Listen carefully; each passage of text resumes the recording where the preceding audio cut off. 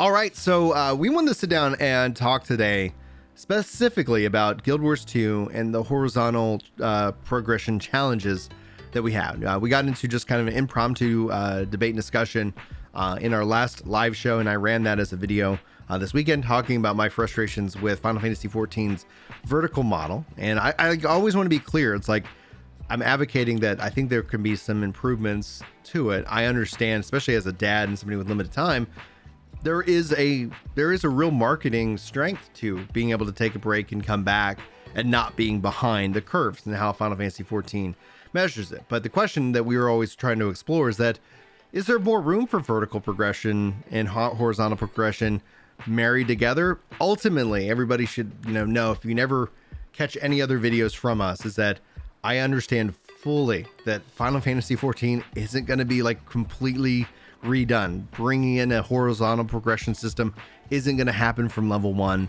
It just doesn't make any sense to do something that dramatic, especially because I think you're going to end up having more players frustrated by horizontal progression, because vertical progression clearly is like if you just look at the numbers alone, it's like, hey, millions and millions and millions of people understand what this system is. Big number, go bigger. Big number, go bigger. Got it. Done. But ultimately, we would like to kind of pivot the idea and now talk about horizontal progression. And Guild Wars 2 is a really good example of that. In fact, even in chat, I know Stoic was saying how that they've been finishing up their legendaries, even having finished 10 legendaries and being kind of addicted to that. But the investment of time is much greater because those legendaries then continue to have their value. They're not easily then replaced, within any kind of patch update cycle itself. So Chris, why don't you you're more the resident expert Guild Wars 2 player here, having played way more of it. I got a couple of 80s, but I haven't finished any legendaries. So why don't you kind of give a good rundown of what we're talking about here today? So most people that hang out here at Work the Game have played Final Fantasy, so we'll kind of talk in Final Fantasy terms as far as vocab, because most of the vocabulary has a direct parallel, or we can get pretty close just using Final Fantasy vocabulary. But within Guild Wars, basically, your level cap, which all MMOs have one, stops with their original expansion, the one that is now distributed for free as the free trial. So imagine if a Realm Reborn Heavensward, you get to 60 is the cap, and then you stay 60 all the way into Endwalker. That is how Guild Wars works. And so leveling as a process is not something you really focus on that heavily. Everything in the game grants experience. You even earn experience items you can toss onto alts.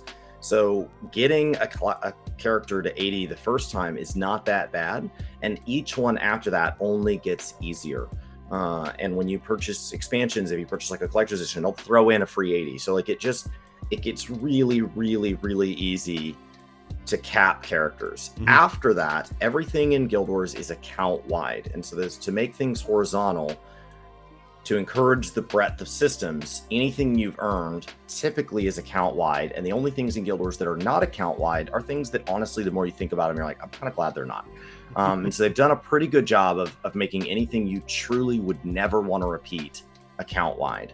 And even a couple things that maybe I think you would want to repeat, they're done. You're done on that account. And so that is your experience now goes into what's called a mastery system. And so every time an expansion comes out, you get a series of things that you can master. And when you're doing content related to that expansion, any experience you earn gets launched onto the mastery of your choosing. You can do them in whatever order you want. You could pause one and realize you want to start another one. And when the mastery bar fills, you get to drop these mastery tokens, which are earned through doing content related to that expansion on completing that mastery. And that adds quality of life, substantial quality of life to your time in that expansion. And so if you could imagine, maybe that gave you favored aetherytes in Final Fantasy XIV. Maybe that made it possible to get to certain parts of the open world. Maybe that is what unlocked your bicolor gemstone vendors. And so it can vary between, oh, that's kind of nice, to, wow, I don't know how I could do the content in this expansion long term without having that mastery. And so actually, instead of people's level next to their name, it has their total masteries across all expansions. And there's a cap on that. And then that's all account wide. So every time you level up a new character, it has all those masteries, which is great. So that's where your experience goes, and it hits on a lot of what Brian talks about in Final Fantasy 14, wanting this kind of like expansion related leveling that doesn't really end when he's leveling his alts. Yeah. It is possible to cap all your masteries. A casual Guild Wars 2 player, it really doesn't spend that much time at cap. Maybe they have back when they had a gap in expansions, but like I run into a lot of people that are not at cap. And so the people who've been playing for 6-9 years and they play this as their main game, yes, they're capped, but they will tell you there are other grinds that they're on. If like Stoic, you're grinding legendaries, there's other things that mastery just kind of falls away and experience is no longer your concern. So after that, we talk gearing. Because once you're level 80, what would we do with gear? Basically, we have kind of 3 steps of gear. There's the gear that just falls on the ground, which is green and blue, and it's just garbage.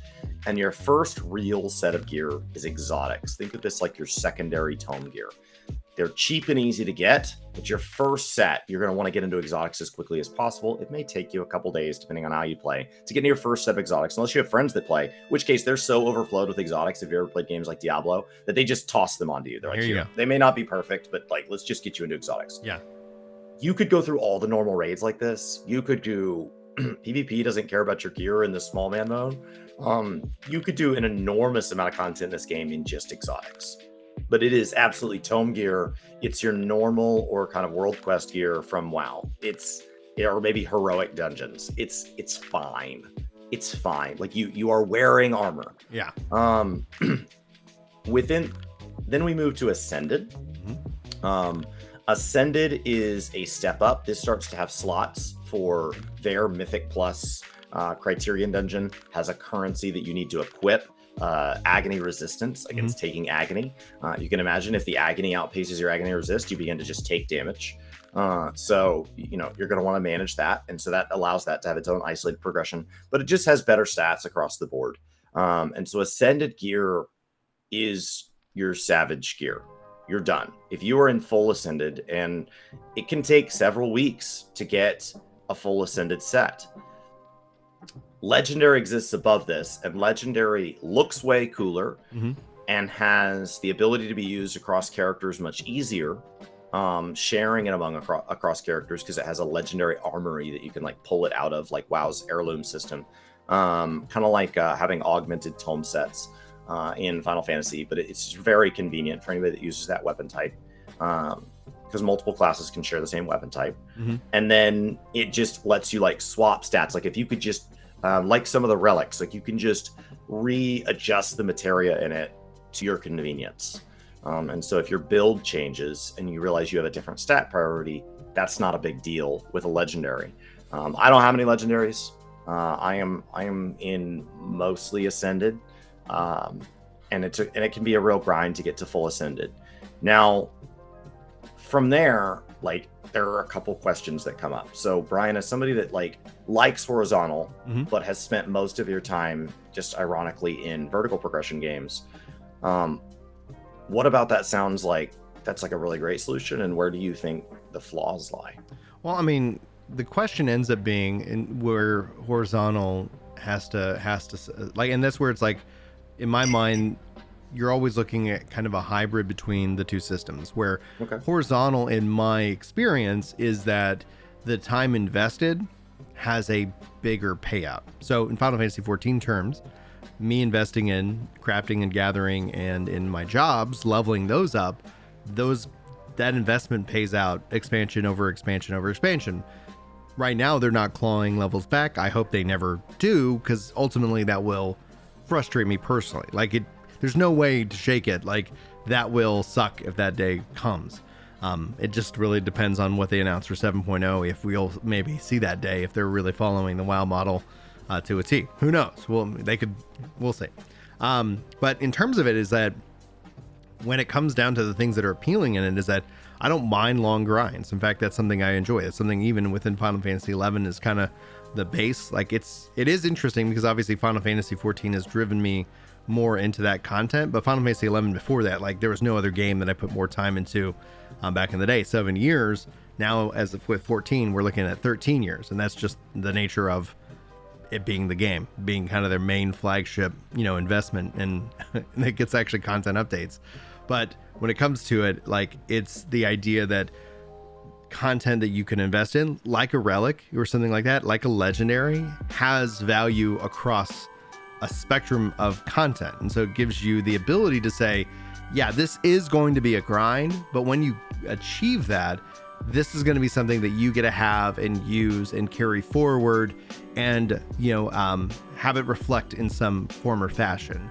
So that would be the positive side of it. The downside in terms of development is that if you create something so like insane, so incredible, that like it becomes a requirement for players to jump into certain content. Imagine if, for example, there was the ARR relic. If you had the ARR relic and it was required for you to do the current raid series, otherwise you're just not going to get it clear, then that becomes that kind of requirement in and of itself, which breaks the fundamental philosophy of what Yoshi P has built into Final Fantasy XIV. Now, my personal experience, though, is that I wouldn't mind if that was actually a requirement. That would be exciting. That would mean that stuff has value. And if you go and you do that, then it is essentially done. You've achieved this thing, and it now can be something that you carry with you for the next 10 years and 20 years. But development-wise, that means that if it was something so powerful, you're designing fights and you're wondering, like, okay, do they have this, right? So it adds more variables as the content gets wider. But in terms of it, like setting a level cap at 80 opens up where, again, you start looking at more horizontal. Destiny 2 is a really good example of this as well. Like, yes, it's got a verticality, gear score, like that exists in everything. And so I say, like, the best games do have both. But it also is like, I look at and invest the time in gun collection as opposed to like worrying about power specifically. But the downsides I always think is that, well, when you have a player who's achieved everything, how do you invite them back in? What is it that then you give them to chase? And verticality in its design is a very simple way of giving somebody something to chase that's easily understood, right? When you get in and you're like, oh, my gear score is 500. The gear cap is 630? Oh, okay. Then you can continue to see that progression go up and up and up. Where in the horizontal aspect, it's like, okay, well, it drives more, I guess, player choice and build variety, and you might find yourself at a disadvantage because, oh, this legendary or this set is the thing you need, and so it might feel like bar you from certain content, but then, I mean, these are all like these systems that interact, right? Because there isn't matchmaking in Guild Wars, right? There is for some content. It's mostly when you get into raids and stuff, it's a lot of basically kind of party finder has been my experience. It's a lot of party finder, but it's a lot of unspoken party finder. I can join a fractal group and very little has to get said. I can join normal raids and 2-3 people kind of coordinate kind of what strategy we're doing. But just like in 14, that all gets done. Imagine if we were still doing the same raids. They don't get nearly as many encounters as something like 14 or Guild Wars. And so there are, you have to basically just trust that people kind of know what's going on. Mm-hmm. The jump between dungeons and fractals up to raids was very large for some people. And so they recently went in and added where they have like a rotating echo in Final Fantasy terms, where it makes everybody a little bit stronger in that one fight. And that gives people kind of the courage to go into that fight. In fights that are basically a spank and tank, where it is a DPS check or a healer check that's meant to make the fight relevant, those actually just nerf the fight for the week. And so then that courage is well placed because you are way more likely to get a clear with people who really don't know what they are doing. But in fights that are more mechanically driven, something like Final Fantasy XIV's recent P5S Devour, having 20% more health doesn't help you. And I could have 200% health. It doesn't help you because ultimately you're going to get eaten. So like it's, but it's the courage to get in there. And so I have had that counterpoint brought up to me of, well, Chris, if they weren't going to do the fight, now they are going to do the fight. Who cares if their courage is misplaced? Let's just get them in the fight. And so I think that's a big part of it. Now, what makes this horizontal in Guild Wars, after everything you said there, is one of the things you mentioned multiple times through your points is build variety.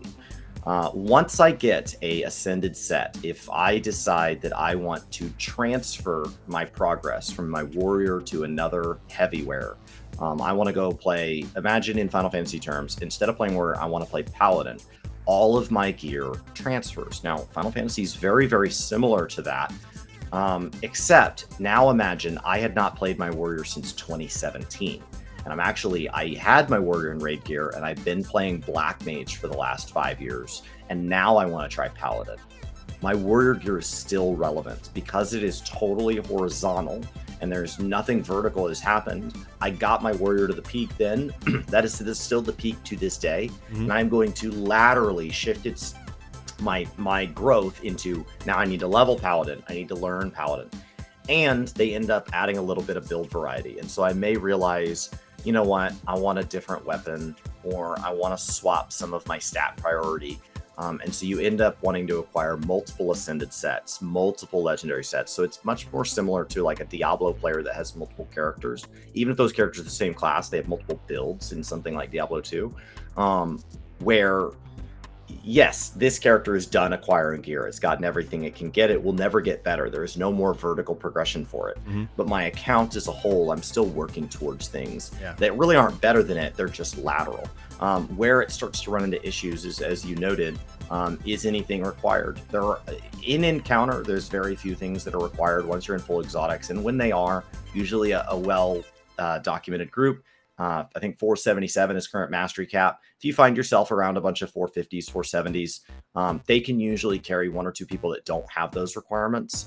Sometimes, like, there was one point where I have to jump across this gap and I have to have a glider that can hit this little air draft. And the air draft is a mastery upgrade.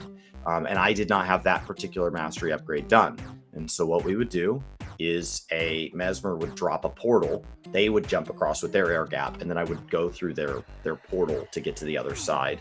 Or there's times where I have to die to a mechanic, and then I'll get rezzed on the other side because I don't have the mastery that makes that able to be survived in the way that we're doing it. Mm-hmm. But as my mastery score has risen slowly, I find that less and less I have to die, or less and less I have to be told, ignore this mechanic, we'll handle it for you.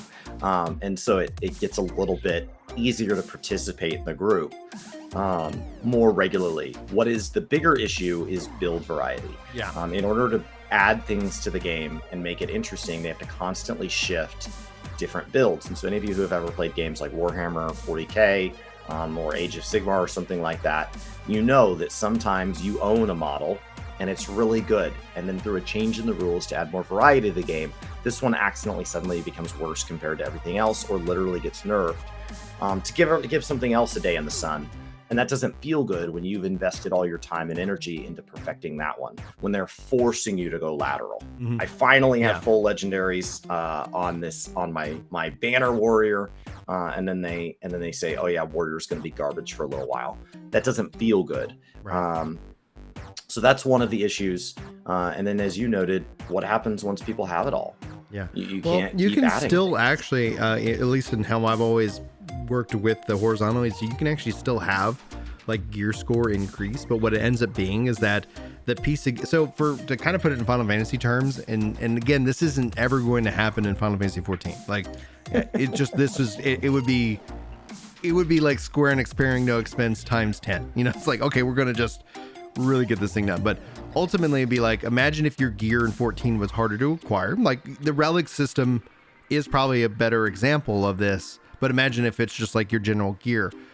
You then, within that gear, and if it had various different perks and ways that kind of augmented how you decided to build out your character, you could then invest power into that gear so it became something that wasn't a glamour piece, wasn't a fashion thing. You could actually consider the fashion system in 14 a bit of horizontal, progression, because if that is your be all end all, you're collecting various different, looks and feels, right? But it becomes this ownership of that, and then that's something that carries forward with you across time and space in terms of the game itself. And so the thing I would love to see in terms of what I think would be feasible within the world of 14 to add a little bit of this is that, imagine if Criterion, you got to take it by content, because otherwise you fundamentally can break the game. But imagine if you're like, hey, we're going to have this mode, Deep Dungeon, And we've already seen them introduce gear that has perks within Zadnor and Bozja.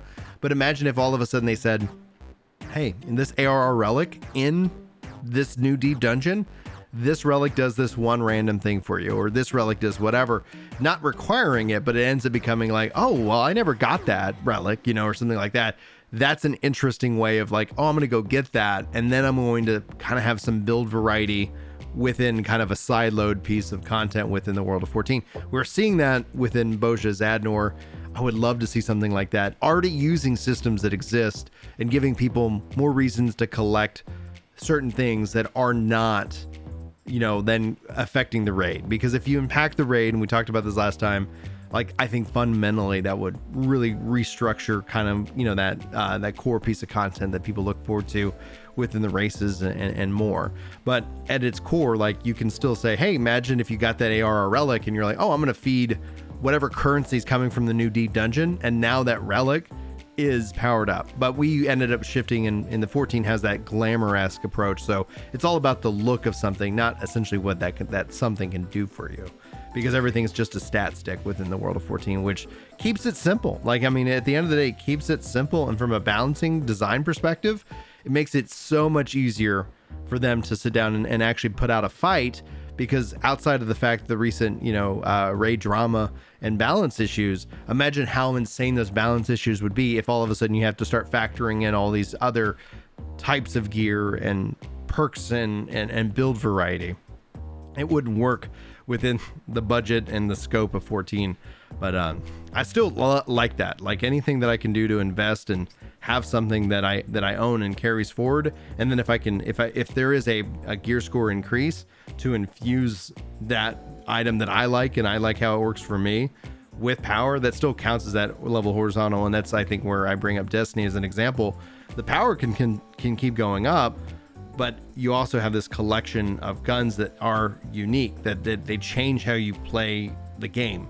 And yes, and just like in Destiny, they'll make a change and that gun could be OP now, or it could be complete garbage. So there is always going to be that structure. And I think 14 has less of that. You usually see that within, like, horizontal, like your point of downsides. Where you see that the most in 14 is in its horizontalness, right? We're seeing issues people have with machinist, in the certain raid content, and it's because that is that idea, that investment that you make into that is what a piece that makes your character maybe unique as opposed to somebody else. So when you start to talk about lateral variety, you hit on one of the big strengths of Horizontal as somebody that spends a lot of time in Guild Wars compared to you, but not compared to many of the people in chat and stuff here on Twitch that always have kind of the answers when I get stuck.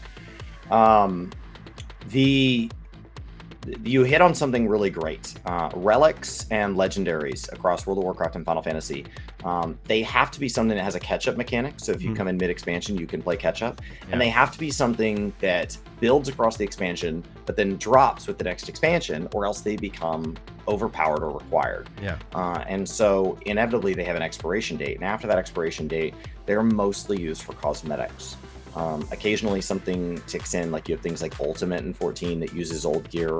Every once in a while there's something, people create twink characters in WoW and stuff. So every once in a while there's like some peculiar offshoot where that stuff matters. And, but like the typical person is never going to need to acquire that gear for any reason. Mm-hmm. Guild Wars knows that they're legendary. Once you have it forever and ever and ever. And so they can make that grind as long as they think is fun. And so I am in the middle of progressing towards a amount that, could take you days, weeks, months, depending on how you get at it. Because once I get it, I'll have it account wide forever and ever. And so like I'm taking my time, I'm not using guides. And so they give me little hints and I'm solving all the puzzles as we go. Because like I don't see any reason to rush it. Because once I have it, as opposed to like, well, that mount's only good until, oh my gosh, 6 weeks from now. Okay, well then just give me the guide. Like, let's just get it, because it's not worth anything after that. So like, there is a huge advantage that you hit on there. When you're talking about gear variety and being able to invest in kind of your build or invest directly in your gear, either in the way you forge it or in the way you grow it, that starts to move much closer to action RPGs. Diablo feels like you really do invest in what gear you equip to your character, and you may even hold on to old pieces in case, if I find this other thing, I'm going to want that back. Now, when you talk about investing in the gear itself, not cosmetically, but actually, and you say spare no expense, one of the things Yoshi P's hit on time and time again in 14 is I wish I had the budget of WoW. And what I will tell you is WoW has had spare no expense available to them the whole time. And so, and it has not always worked out to their advantage. Right, of course. Because if they have an idea, they can follow it to the ends of the earth, and they do. Yeah. And so they have had these gear progression systems like you're talking about. The most recent one that jumps to mind is Azurite. And so basically what you do is you get a piece of gear, and it has these like a sphere grid type thing on it, but you're going to pick one thing from each level as you push experience into it. And it's going to make that piece of gear unique to what you want from it. And it's going to drive its kind of item level up, and you're going to invest in it rather than replace it. And so it kind of made experience, in a way, it kind of made you want to go level that up. And the way you had to like basically push Azurite power into that so that you had enough power. And so you end up kind of saying, okay, well, how cool. Now I have everything I need from the tribal dailies. Well, now every time I do my new tribal dailies, yes, I don't need the mount anymore, but those tribal dailies give me a lot of Azurite power. And so you start to give use and value to continuing to do your dailies and continuing to do your hunts even after you've hit tome cap for the week, and that sounds really great. It describes a lot of what you're talking about. Where that can become problematic, it doesn't always, I mean, maybe it doesn't always have to be, but where that became problematic in WoW is that now people did the math and found, okay, these particular pieces of gear upgraded in this way are the best, and because they are the best, now doing tribal dailies and doing your hunts and doing deep dungeon becomes mandatory. Mandatory is one of the things that I think 14, I can respect that a lot, because it's the optional becomes fun, because when things become mandatory, that's where I get frustrated. You know, like I talked about I love PSO2, but to really progress in New Genesis is like, you got to log in every day. And I'm like, no, I don't. I'm just not going to do with that.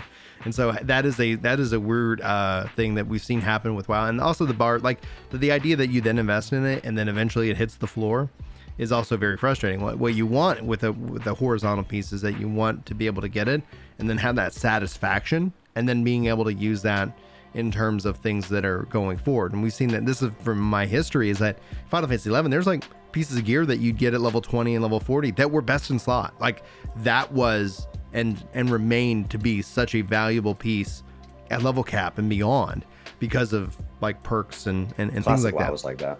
And it was beautiful. Like, it's a lot of people were like, oh man, it was hard to get. It wasn't guaranteed, right? And so I think that we've seen with Vertical is that it is kind of a candy factory. You know, you're like, oh yeah, this is sweet, felt good, okay, and then immediately there's something else to chase. There's a, as opposed to like, and so we made everything easy, quick, disposable, and there's a value in that. And then one of the values in that is people come into 14 and they can get caught up. They're not like, imagine right now outside of MSQ is the biggest time gate in 14 as opposed to any kind of gearing up. Because if somebody wants to start in 7.0, let's say I take a break, because I'm considering taking a break. I'm going to see how the Criterion dungeons fit for me, and maybe I'm going to go ahead and just take a break. And if I step back into 7.0, I can immediately get geared up, and I can go. Like, nothing I'm doing right now really has a value outside of leveling, which I've already done. So it's like, okay, what do I want to do? So on that, like, that's how I kind of like, man, it'd be really nice, but you have to have that core design right at the foundation of the game. It's not something that's ever going to get tacked on later, because that's just going to be frustrating. And that's where, like, my hope is that when we look at the MMO, like, as it evolves over the next decade, it's like you can have both systems, and the question is like, where does that make the most sense in terms of the reality of us as gamers? We don't have all the time to play all the games or one game all the time, and most people find joy in a variety of games. In fact, Triangle Strategy just came out on Steam, so if you guys haven't played that game, like, it's incredible. It's a really great game. Now, it's more of a book with some fights that kind of pop into it, but it's still such a great game. So that having that ability to like kick back and like, okay, I want to go play another game for a little bit and not have this like overbearing sense of like, oh, I'm behind, is a value. So there's values in both systems. I just think that we're not there in terms of that. I don't think we're close to what we'd consider the theoretical, utopian MMO out there in terms of its WoW systems always sound like it. When they're announcing them at BlizzCon, they sound like utopian. So like people can look back and say what was wrong with each system in hindsight, but when you go back and look at BlizzCons, they are almost unanimously cheered at a lot of these changes. Yeah. This is what's going to be great about Shadowlands. This is what's going to be great about Battle for Azeroth. This is what's going to be great, and like we're excited. The flaws come out because they are changing systems so rapidly. Yeah. They change systems every 2 years. And so they never get a chance. You get these cracks in the system and they patch the cracks, but they never go back and fundamentally change the system to become a version 2.0. They're always massively pulling the rug out and rebuilding it from the ground up. And so every system never quite matures. And when we look at Guild Wars, those systems are mature. And like the people who've been there 9 years are like, yeah, and it's kind of boring. Like I know what I'm doing. And people who are in 14 sometimes say, yeah, and I know what I'm doing, and it's kind of boring, but it works. Yeah. It works. It functions. And like Diablo 2, as it starts to get new content and stuff, people who've been playing it for years and years, it works, and it can be kind of boring. But the advantage is that the changes have become small and perfecting, and they become small and like we're just adjusting course slightly. And when we're arguing over flaws, when people in the community are saying, well, this is wrong, we're usually talking about like single digit percentages, or we're talking about like, oh, this one class on this one build is no longer valid in this one piece of content, but like every other build on that class is, or every other class is. And so like you're sitting there and the majority of the game is very, very healthy. And we're fighting over this one little thing. We're not fighting over like the entire game is on fire. Because that wouldn't be fun. No, it's like, it's fun to fight over, like, I love this game. Let's fight about the one thing that's wrong. That's way more fun than everything's on fire. I think I'm just going to go play something else. Right, exactly. So I think these games that stick to their guns, it's a little easier to be like really passionate about the one or two things you wish were different. Because I'll tell you, the one game that's gotten to spare no expense is WoW. And like that has not, kind of like Amazon with their servers with New World. People are like, man, if an MMO ever just had unlimited servers at launch, it would fix all their problems. No. And then you came across an MMO that had unlimited servers at launch, and it did fix that problem. It kicked it into a new set of problems that no other MMOs ever had. Right. So like hey, it created a new behind this door. So yeah. You know, I think that's. I think my last question is based on this whole conversation. A lot of what you describe is at its best in Guild Wars 2, where to a new player, the game still has a lot of verticality, and the game overall has a ton of horizontal. And so if you ever take a break, if you ever need to just go slowly, everything you're doing is slowly progressing in a way that is permanent and yours forever and is meaningful to varying degrees. And so like when I'm off doing all the jump puzzles, that's just cool. But as I get this mount will make a substantial difference in the way I travel the world forever and ever. Yeah. What do you think stops you from spending more time in Guild Wars? Lack of controller support and a lack of flexibility over to play. It's a like gaming for me as a dad is a path of least resistance. So it's whatever is the easiest thing for me to jump into at a moment's notice. And 14 with Steam Deck, and I think I've heard that people got it running Guild Wars running on Steam Deck, but that is literally what ends up driving that. The fact that I can run New World on Steam Deck, also very easy. It's just like, what can I jump into? I have a little bit of time. I'm going to go do X, Y, and Z. And so I generally have been, and when we talk about ease of access, New World's so much more easier to access than 14. So it's like, that's where I just kind of go into, but that's because again, like I've got the Steam Deck and I have like Shadow PC and I've got GeForce Now. So it's like those things are the case. So GeForce Now does run, Guild Wars 2 does run on that, but again, if it would be just nice and easy to kick back, play a little bit and be able to set that in. So as I've gotten older, it's not necessarily about the time investment. It's about how to jump in.